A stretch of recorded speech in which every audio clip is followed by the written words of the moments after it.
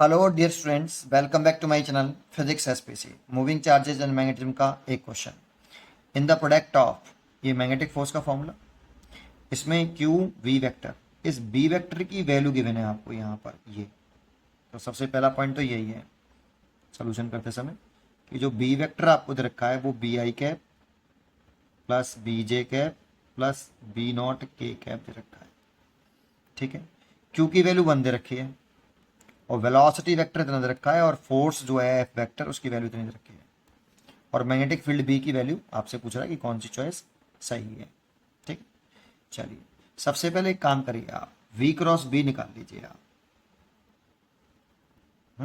Q की value तो 1 है, अगर आप v क्रॉस बी निकाल लोगे तो क्यू की वैल्यू 1 है तो एफ निकल आएगा और एफ निकल आएगा तो इस एफ की इस एफ से कंपेरिजन करनी है बस। तो v क्रॉस बी निकालते हैं पहले, डिटर्मिनेंट मेथड से निकाल देते हैं। 11th में हमने सीखा होगा कि ऐसे एक डिटर्मिनेंट बना लेते हैं। यहाँ लिख लेते हैं आई, यहाँ जे और यहाँ के। पहले v है तो पहले वेलोसिटी वाला वेक्टर लिख लें, कितना है 2, आई का कोफिशिएंट 2, जे का कोफिशिएंट 4 और के कैप का 6 और बी वेक्टर का आई का कोफिशिएंट b, इसका b, इसका b नॉट। ये प्लस मानते हैं, ये माइनस और ये प्लस लिखते हैं। अब आई कैप ब्रैकेट यहाँ माइनस लगाते हैं, माइनस ये वाला माइनस है, फिर जे लिख लेते हैं, फिर ब्रैकेट लगा लेते हैं, फिर माइनस लगा लेते हैं, प्लस के कैप, फिर ब्रैकेट लगा लेते हैं, फिर यहाँ माइनस लगा लेते हैं। ये तो फॉर्मूला होता है हमारा। ठीक है, अब जरा समझते हैं आई किस कॉलम में है। तो इस कॉलम में और इस रो में, तो जिस कॉलम में हो आई और जिस रो में हो उसे छुपा लो। ऊपर से नीचे लेफ्ट टू राइट मल्टीप्लाई करो, इसका इसमें मल्टीप्लाई, इसका इसमें मल्टीप्लाई और इसका इसमें मल्टीप्लाई।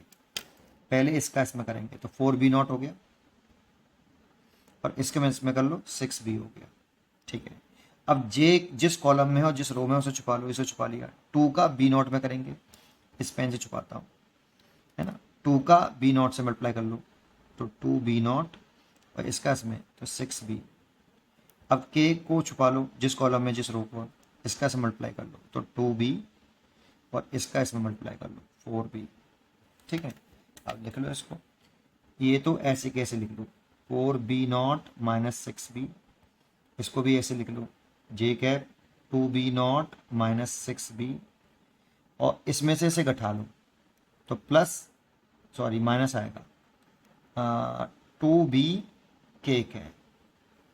अब ये आपका v क्रॉस b आया है, या ये कह लो इसमें अगर q की वैल्यू 1 है, अगर q का मल्टीप्लाई कर लेता हूँ तो q की वैल्यू तो 1 है तो 1 ही लिख देंगे तो कोई फर्क नहीं पड़ेगा। तो ये वैल्यू आ गई पूरी इसकी, देखो इसकी।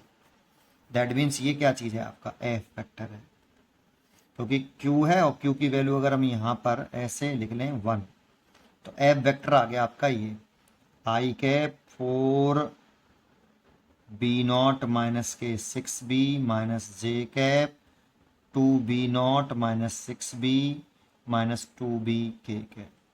ये एफ वेक्टर आ गया, इसी को तो एफ वेक्टर बोल रहे हैं हम। क्यू की वैल्यू 1 रख दी और वी क्रॉस भी हमने निकाला था, ये वी क्रॉस भी था पूरा, ये वी क्रॉस भी था ऊपर वाला।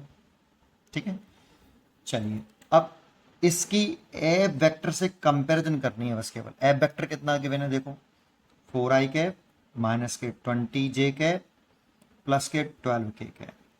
इसकी इस वाली इक्वेशन की इस वाली इक्वेशन से कंपैरिजन कर दो तो देखो इसमें i का कोफिशिएंट कितना है 4b नॉट माइनस 6b और इसमें i का कोफिशिएंट कितना है 4।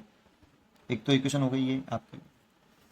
अब इससे मत करो, इससे करो बेटा, थोड़ा सा आसान हो जाएगा। इससे भी करोगे तब भी आंसर ही आएगा, थोड़ी सी कैलकुलेशन बढ़ जाएगी बस केवल।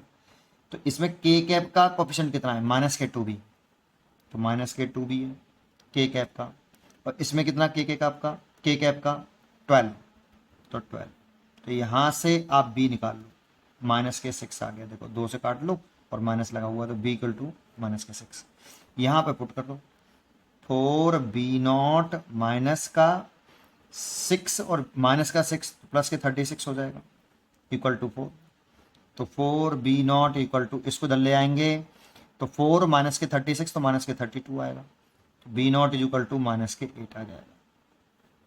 तो b नॉट आया इतना और b इतना है। सबसे इंपॉर्टेंट पॉइंट ये था क्योंकि b वेक्टर की जगह पे ये लिखा गया था, देखो तो बस यहाँ पे वैल्यू पुट कर दो, बी वेक्टर निकल आएगा। बी वेक्टर ही चाहिए हमें। बी की वैल्यू कितनी आई है, -6, तो -6 आई। बी की वैल्यू कितनी है, -6, तो -6 एक है। और बी नॉट आया है माइनस का, तो -8 है। ये बी का एक्सप्रेशन हो गया बेटा। तो बी का एक्सप्रेशन चेक कर लो, -6, -6J, -8K, C choice is correct. उम्मीद करता हूँ कि आपको ये जरूर समझ में आया होगा। पढ़ते रहिए और खुश रहिए।